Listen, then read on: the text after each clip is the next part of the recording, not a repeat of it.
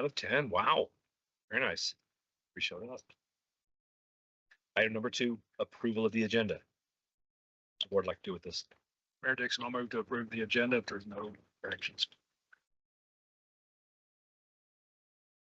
I'll second. Okay, we got a motion and a second. All those in favor? Aye.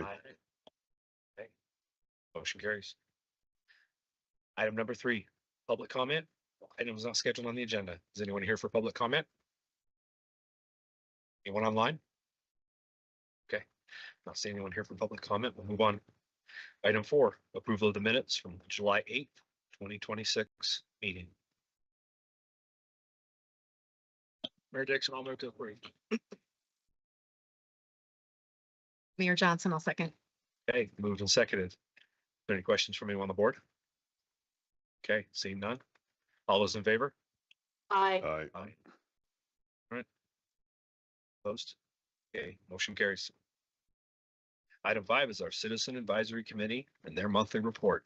Take it away. Good afternoon, members of the board. Jim Godfrey, Chair of the PAC. Just a couple of things to go over. There were no questions. Lisa presented 2027 budget. We did not have financial. So we didn't see those, but did approve budget calendar that she'll present to you later today and recommend approval of that calendar. In the capital maintenance and public transportation, the city of Colorado Springs had 6 contracts. No major issues with that. Any questions were answered by Gail, as always. We recommend of the city's request for projects. She also had a line item transfer. Both she and the county, most of their line items leading projects.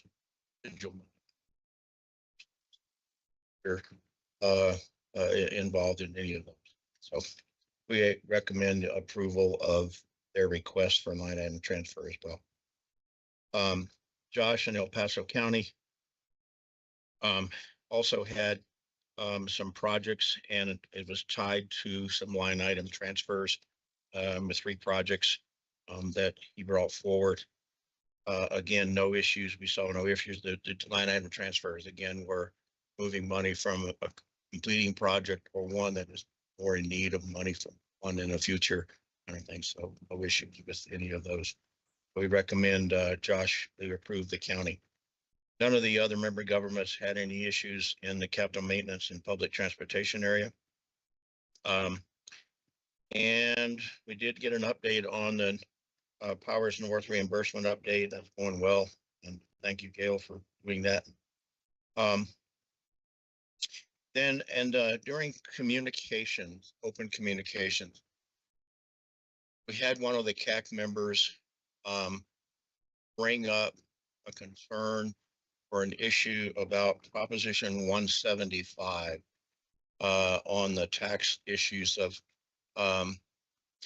having to do with roads and that thing that as a citizen's petition and the corresponding legislature that passes that negates that thing. And so I think that you're going to get a little discussion on that at the end of the meeting. The question really was, should the CAC take this up and discuss it? Should it be something that PPRTA should be concerned about?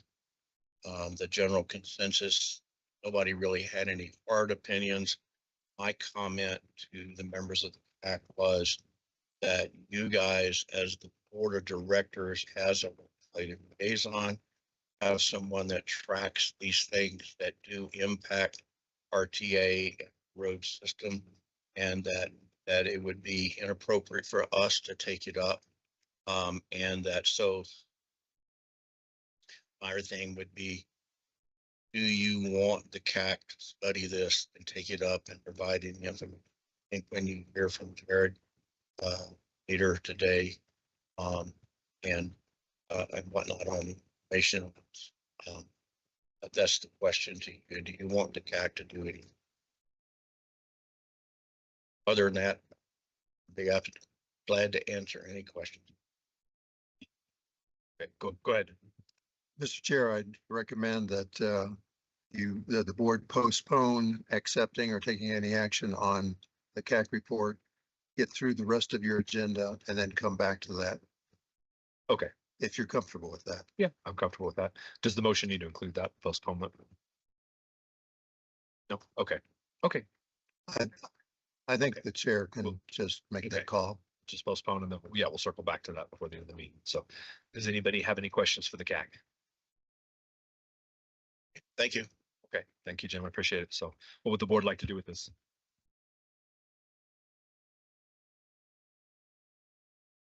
Oh, okay. But okay. So we move past it. Okay, so we move past it. Okay. All right, so we'll wait till the end to address. So, okay.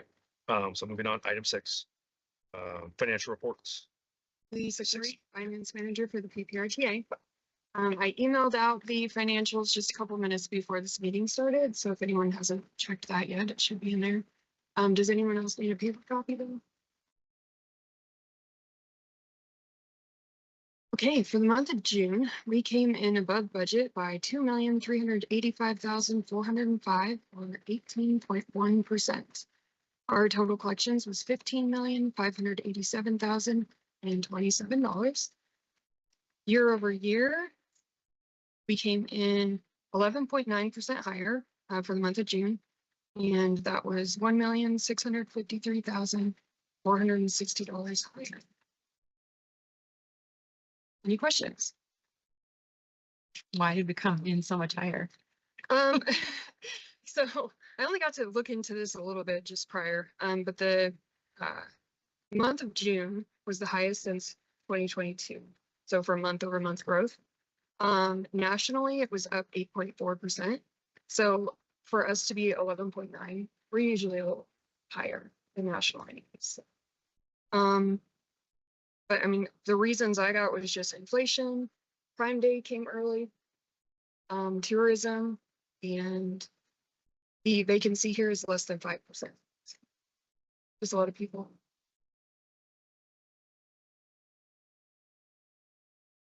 Okay. Any other questions on the financials?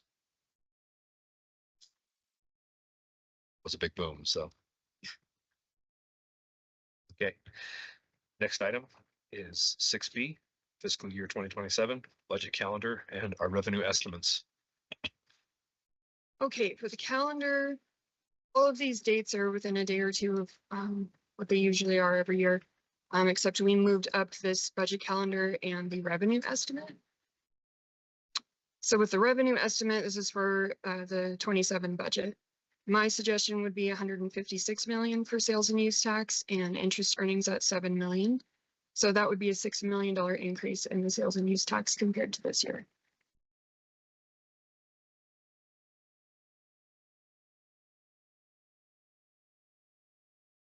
Okay. Does anybody have any questions? Okay. I guess, Mr. Chair, not a question, but just a comment.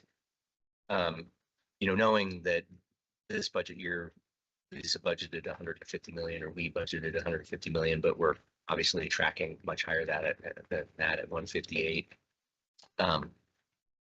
What I appreciate about the approach is that it's very conservative and it's very measured, as opposed to some other jurisdictions and governments that maybe take an opposite approach of hoping that revenues come in higher and then having to deal with the situation when they don't. So that being said, I think 156 still feels very conservative to me, knowing that our revenues have continued to track higher, not just this year, but in prior years as well. So for what it's worth, I certainly support 156 with the 7 million. And again, because I think it's smart, it's conservative, it's measured, and it makes sense based on the recent history. So thanks. Okay. And I'm comfortable moving forward, seeing the schedule on those dates, so. But we do need a motion to approve, so what member governments like to do. Mayor Dix, I'll move we approve budget calendar. Okay. Brian Risley, I'll second. Okay, that motion's been moved and seconded. Any questions? All right, all those in favor? Aye. Aye. Okay, Opposed? All right, motion carries. All right, item 7, 2026 capital maintenance and public transportation contracts. 7A, City of Colorado Springs. Take it away. Yeah, thank you, Mr. Chair. Gail Sturdivant with the City of Colorado Springs. As Mr. Godfrey mentioned, we have 6 contracts for your approval today. The first one is for the Colorado Avenue improvements. This project actually includes 2 separate PPRTA 3 A-list projects. There is a map included in your area or in your packet. We went through an RFP process. We had 5 respondents. We selected basis partners. This initial scope is to get us through data collection for the demonstration projects we have going on today and get us through preliminary engineering and additional stakeholder engagement. The amount for this contract is $842,843.32. City's second contract is a new one for you. It's another PPRTA 3 A-list project. This is for the Mark Shuffle Road Bridge over Cottonwood Creek. Looks like it's in the middle of nowhere, but it isn't a map. There is a map put in your packet, and it is part of the future Mark Shuffle Road extension. The city is wanting to do preliminary engineering services in preparation so the bridge elevation and the roads that developers are going to be building up in the area, that the elevations and the tie-ins align in the future. So we're initiating preliminary engineering with Stantec. This effort is for $368,107. The city's third contract is for Woodman Road improvements. This includes 2 separate PPRTA 3 A-list projects. There is a map included, but in general, this runs from Powers Boulevard to US 24. The city is, we've just in the end stages wrapping up an alternative analysis we're doing in conjunction with the county. And this would get us through preliminary engineering and the selected alternative through that entire distance between Powers and US 24. After this effort, then we'll break off in the segments between the city and county. We'll be advancing our own projects from there. This effort is partially paid for with grant dollars. I'm asking for an approval up for a not to exceed value of 1.9 million. The grant would cover just over 739,000, and PPRTA commitment would be up to 1.16 million for this effort. And basis partners had been selected for this previously through an RFP process. The city's fourth contract is for the construction services for the 31st and Fontenero roundabout. This project is being paid for by grants and PPRTA 2 or 3 intersection improvements program funds. We did go through an invitation for bid and we selected AGI Civil. The total construction cost is $4,667,774.71. The PPRTA portion of the local match piece of that is $806,976.74. The city's fourth contract is for the Academy Boulevard over Platte Avenue Bridge Replacement Preliminary Planning and Environmental Linkage Study.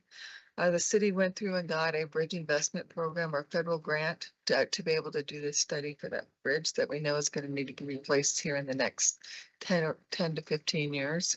And we also wanted to do some planning efforts for it in advance and position it to get other federal funding in the future. The local match pieces of this are coming from the PPRTA Emergency Bridge Fund. We have selected a consultant as HDR. We had 4 respondents when we went through that RFP process. So the total is not to exceed about 1.5 million, with 50% of that coming from PPRTA. And the city's final contract is for improvements to the Shooks Run Trail. This is to remove existing asphalt trail sections, replace it with wider concrete trails, and make ADA compliant ramp changes that are necessary on there. The PPRTA 3 portion of this would be $66,725. And then there are other funding sources exceeding $225,000 for a total construction contract or task order with even price with an amount of $292,629. Those are the city's 6 contracts. I'm happy to answer questions. And then I would appreciate your favorable consideration. Any questions for the city? Okay. Right, what would the board like to do with this? Brian Risley, I move we approve all the contracts. Okay. Presented.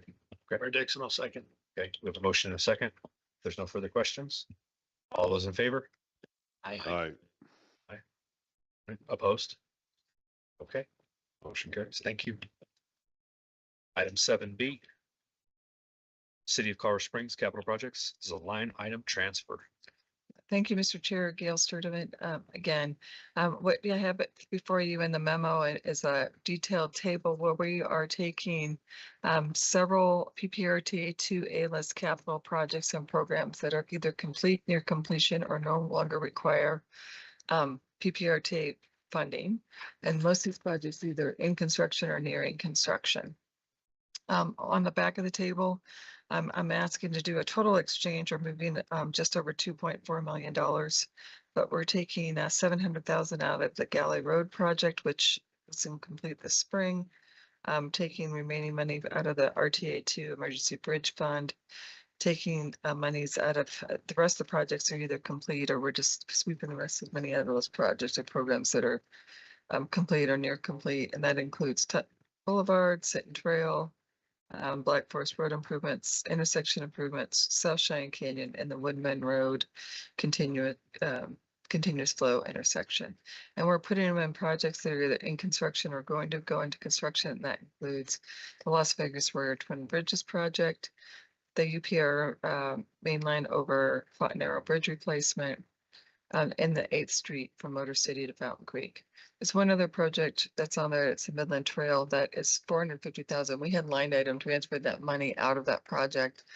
We actually need to replenish it because we actually used that money in conjunction with the county when they did the West Colorado Avenue improvements, and it was an item that was missed in a budget action in 2019. So we're correcting that with this action. So I'd appreciate favorable approval of this line item transfer and happy to answer any questions. Okay, does anyone have any questions for the city? Okay, what would everyone like to do on the line item transfers? Mayor Dixon, I'll move to approve. Okay, move to approve. Mayor Johnson, I'll second. Okay, moved in the second. All right, is there any other questions? All those in favor? Aye. All right, opposed? Motion carries. Item 7C. El Paso County Capital Projects, line item transfers. Take it away. Good afternoon, Josh Palmer, County Engineer. The first item that the county has to request approval on is a two-part. We are requesting to increase the project budget, the Deer Creek Road, Base Camp Road, Microscope Way project, $225,736. And our plan to accomplish this is by requesting a line item transfer from the Monument Hill Road project. Both of these are PPRTA 2A list projects. This allows us to financially close out the Monument Hill Road project and add to the budget for the Deer Creek Road project to account for utility relocations from Mountain View Electric and the anticipated map revisions from FEMA as far as the impacts to Crystal Creek on that project. So this will increase the overall project budget for the Deer Creek Road from $4,947,372 to $5,173,108. Willing to answer any questions you have on this item. Okay, any questions? I actually do have one. So you referenced Mountain View Electric, and so I assume this is electrical utility lines that you're trying to move. Correct. Yeah, they have utility lines that exist in our right of way that they have an easement. So it's we have a requirement or an obligation to pay for those needed relocations. So that's what this will accomplish. Okay. All righty. Well, I appreciate it. Thank you. All right. And if there's no further questions, I'll entertain a motion to accept this. Mayor Dixon, I'll move to approve. Okay, move to approve. Mayor Johnson, I'll second. Okay, we have a motion and a second on the table. there's no further questions, all those in favor? Aye. Aye. All right, opposed? All right, motion carries. Thank you. And item 7D. Mr. Chair, pardon. So I think there's a second part to our list of requests for capital. So Do we need a second motion or? no, I'll present on the next three. Yeah. So I think we. Oh, okay. For the CAC, we roll those all into one item. So I don't think there's an issue with the bifurcating those votes. But yeah, if you don't mind, I'll continue. Yeah, go ahead. Like previously mentioned, so we have three regular contract items. The first is again for that Deer Creek Road, Base Camp Road, Microscope Way, the same utility reimbursement for Mountain View Electric, and that would be in the amount of $66,958 to Mountain View Electric Association. And the next two are for property acquisitions for Highway 105 Phase B. The first is in the amount of $104,000, and this is for parcel 114 of the Martinez property. For temporary construction easement, utility easement, and permanent right-of-way acquisition. And the second of those acquisitions is the amount of $115,000 for parcel 116, Wang King Aston property. And it's likewise for the same construction easement, utility easement, and permanent right-of-way acquisition. So those are the three regular contract items that the county has, and I'm willing to answer any questions. Okay, any questions on those three items that the county has proposed? Okay. And what would the board like to do with that? I move approval of the El Paso County projects. Mayor Dixon, I'll second. All right, it's been moved and seconded. All those in favor? Aye. Aye. All right, opposed?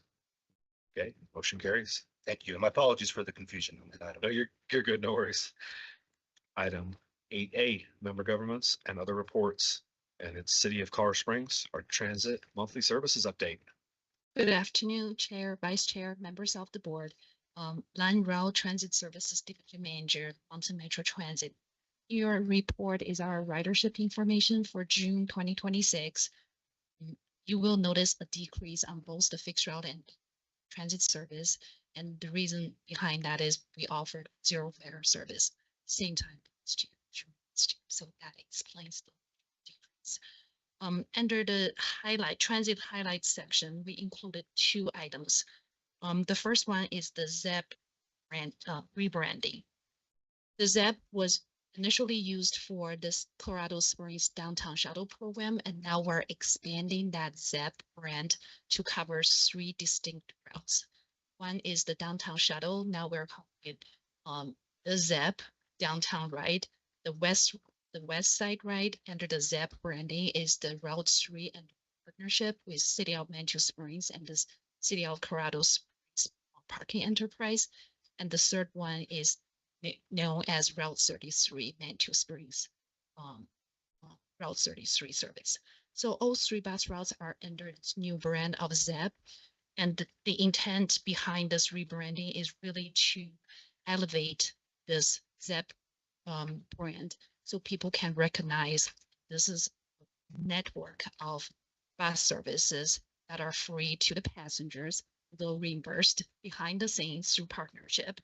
And this way we create a seamless zero fare network that supports the tourists, local businesses, and everyday mobility. So you will see those buses on the road here pretty soon. The second item we included in our transit update is the relocation of our downtown terminal customer service. The customer service office had been located in the transit admin building, tucked away from the core of transit activities. And since 2009, this is the first time we opened the door at downtown terminal. We had a grand opening event last Thursday, and a lot of people were there to show their support and join us for the event. People were very happy. We see a huge increase in just the walking customers. Since we opened the door on July 8th, we served 686 people walking customers in July, end of July, compared to about 70 prior to the move. So we're very happy now we can actually bring our service closer to the riders where we are. And we also thank everyone who participated in the event. Councilwoman Gold was there. Thank you for being there. Mayor was there, and we received a lot of support from people who could not attend the event. That's my update. And is there any questions?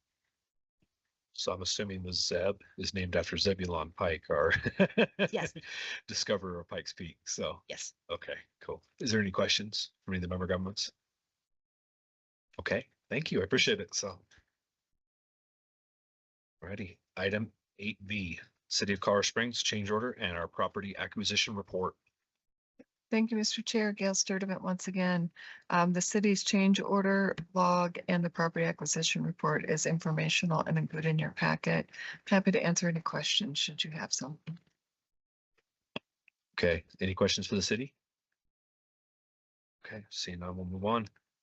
Item 8C, City of Colorado Springs Powers North reimbursement update. Yeah, thank you again, Mr. Chair.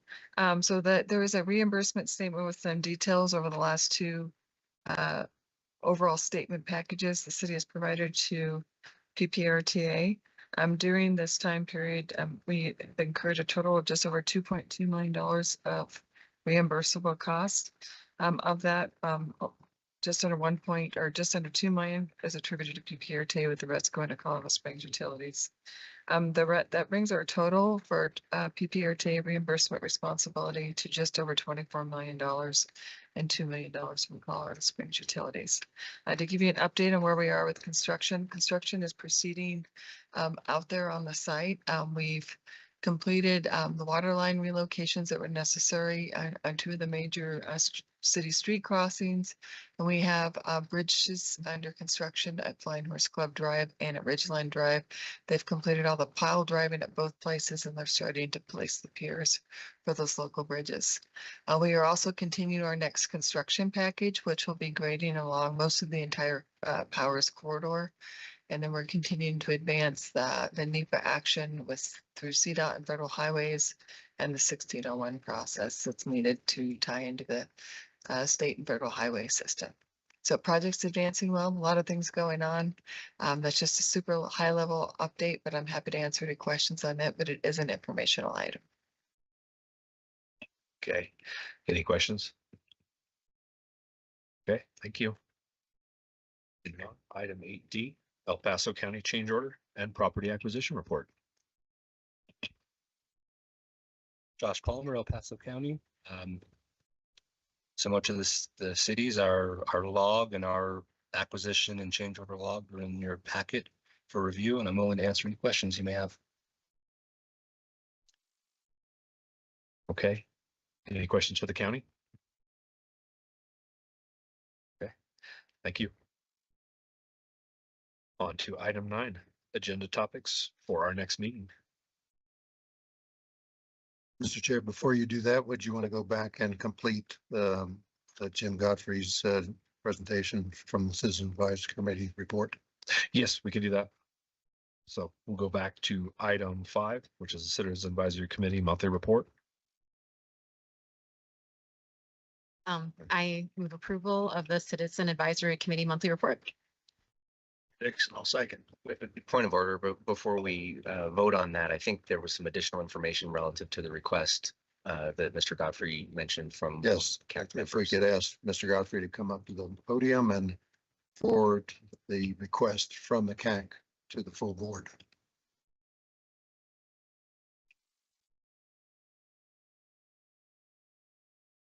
Jim Godfrey, Chair of the CAC. So our question to you as members of the board is, do you want the CAC to investigate these two issues, Prop 175 and the impact it has on RTA I think Jared has some additional information that he's willing to share that may help you in that decision. I personally, not necessarily as a chair, but personally, in looking at it since it was brought up and been following it, I don't see an impact to the RTA from a personal standpoint. But we'll do whatever you want us to do. So you want some additional information from Jared on the what's going on those two? Rick? Thank you, Jim.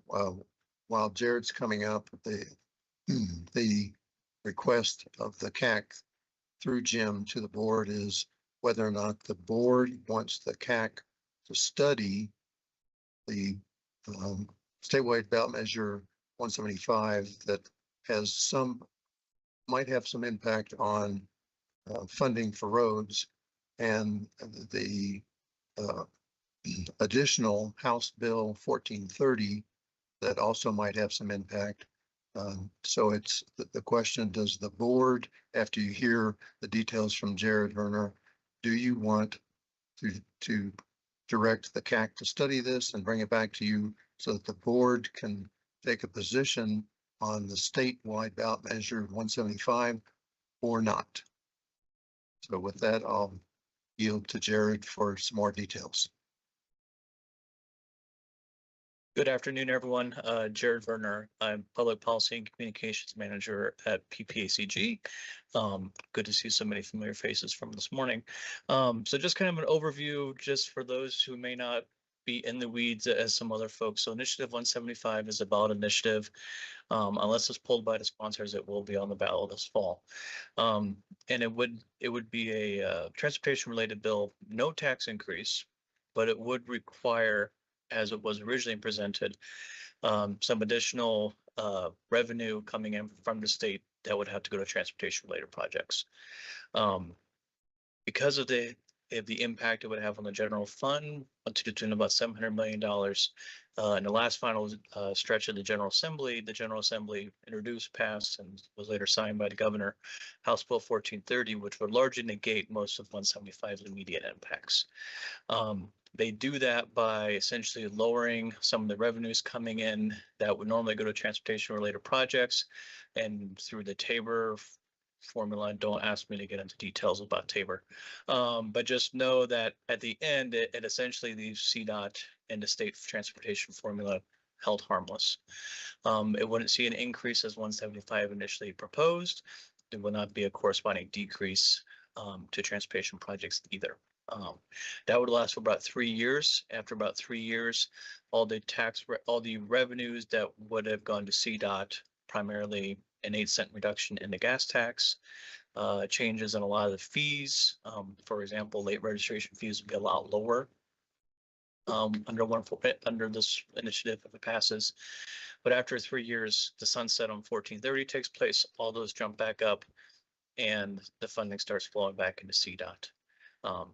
So that's essentially where we're at. That's a really quick, about 2-minute synopsis of 175 and 1430.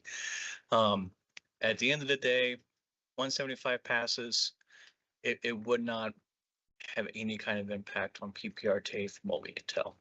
And similarly, if 175 fails, nothing changes. Because of what 1430 did at the end of the session, it essentially neutralizes it for a period of time. And then starting in fiscal year 2031, that's when changes could come in place. I think it would be reasonable to expect that the General Assembly would be doing something in between now and then to negate if 175 eventually passes. Because that's kind of a high level of 175. I can do my best to answer any questions. But that's essentially what we're looking at. The bottom line, it sounded like from what you said, is that it really doesn't affect PPRTA. Because we get our funding through a separate. Exactly. It would make changes to the state sales tax, because under 175's certain revenue from sales taxes regarding, for example, auto sales, auto parts. I mean, anything related to automobiles could potentially be part of this new revenue stream that would be targeted towards transportation projects. but it would not impact local sales tax, special district, that kind of, it only applies to state. Mr. Chair. Yep, go ahead. So maybe a question for Mr. Sonnenberg or for our attorney, but in your history with this organization, has a prior board ever taken a similar action to advocate for or against a citizen initiative? A statewide ballot measure, not that I recall in the entire history of PPRTA. And so if it's something that presumably doesn't impact PPRTA to begin with, and if we don't formally take positions on these types of matters, it seems to me that should a member of government or someone else feel compelled to take a position, that it would be reasonable for them, let's say the city of Colorado Springs, for example, or El Paso County or what have you, to take a position as a city or a county. But regardless, I'm not sure that it's the place of PPRTA to take a position on something like this. And I certainly wouldn't want to send the CAC down a rabbit hole about something that maybe doesn't impact this organization to begin with. So I guess my position would be, let's not get into this matter. I would concur, Mayor Dixon. I don't know if this is a voting type of an item or not, or just direction. I just don't see it as an RTA item that not affecting our revenue stream. Like I say, we're not taking positions. Mr. Chair, would you want to see if any of the board members online want to have a comment on this? Yes. Is there anyone online? Oh, I see a hand raised. Commissioner Williams. Yeah, I do have a comment. So I think that this might be more of a PPACG issue. I know that we have a lobbyist who covers PPRTA issues during this session. I think in my time as commissioner, I cannot remember when we've taken a position on a statewide ballot issue. And I think it's hard for PPACG to take one too. We'll discuss that probably further next month. And the reason why I just say that is I really think it's more up to the individual jurisdictions as their own town councils or Board of County Commissioners to take positions on those. And so I would probably recommend we leave this to PPACG to discuss next month, but not to take a position at PRTA unless it affects that small section of statute that governs us. So, and I don't think this one does. Okay. Anyone else online? Oh, go ahead. If you want to go to Councilmember Casey first. Oh, go ahead, Councilman Casey. Yeah, real quick, I was just gonna say I concur with Vice Chair Risley. Mr. Chair, I was just going to add, adding on to Commissioner Williams, we've discussed it briefly at PPACG, and we've kind of drawn the line. It's one thing to advocate for legislation as it's going through the process, whole other kettle of fish when you're taking positions and telling voters how to vote on certain initiatives once they're on the ballot. So we've decided that's kind of a bright red line and decided not to go there as PPACG, if that helps. Okay. If there's no one else online, I kind of just, to get the general consensus, I kind of get the idea of, I think we're looking at it like, let's not take a stance on this as PPRTA, but if a member of government, a city or the county or whatever wants to take a hard stance on these, it's up to them to do so. So, okay. Yeah, in other words, to summarize, we're not directing the CAC to get involved with them. Right, correct. Okay. And so, Mr. Chair, maybe just a point of order. I know we have a motion and a second on this, on the approval of this item. I might offer that the motion maker perhaps should indicate for the records that the board is not interested in moving this forward, or our attorney is going to correct me because I'm not. Go ahead. Well, I think we amended the agenda item to be, instead of informational, it's something you accept an approval item. I think the motion was to approve it, which would be approving it with the recommendation. So I think if the motion maker would amend their motion to be accepting of the report and directing that the CAC is not going to study this issue. Would the motion maker be okay with amending? Okay. Yes, yes, that's great. Thank you. Second. So moved. Yeah. Okay. So a motion with an amendment for, yeah, the CAC not to explore this further. Okay. Alrighty, I think we're good. Is there any other questions from anybody? Anyone online, anyone here? Okay. All those in favor? Aye. I, All right. All right, opposed? Okay, motion carries. Great, thank you. Thank you, Jen. Appreciate your hard work on this and the CAC, and I appreciate all the members of the CAC for following up with this. Item 9, agenda topics for next meeting. Does anybody have anything they'd like to go over? Okay. Nothing online. All right. Seeing none. Item 10, PPRTA member announcements. Does anybody have an announcement? Oh, go ahead. I think, Mr. Chair, Gail Stidham of Colorado Springs, I wanted just to share with you that the city will be hosting a public open house on September 15th for the 31st Street improvements. One of the main topics will be about that 31st and Fontenara roundabout that I talked about earlier. It will also be talking about and addressing bridge maintenance work that's going to be happening more Water Street crosses up Camp Creek as well. So both of those happen to go over Camp Creek. They're both either in or adjacent to the Pleasant Valley neighborhood. So we're sequencing that construction and doing one open house. If you're interested in attending, it's again September 15th at Holmes Middle School from 5 to 7 p.m. That's it. Thank you. Okay, no problem. Thank you. Thank you for the information. Okay, anyone else? Staff or member governments with any announcements? Okay. Alrighty, and I will entertain a motion to adjourn. Mayor Dixon, I'll move we adjourn. Okay, it's been moved. Do you have a second? I'll second. Okay, moved and seconded. All those in favor? I. Aye. All right, opposed? All right, we are adjourned. Thank you, everybody.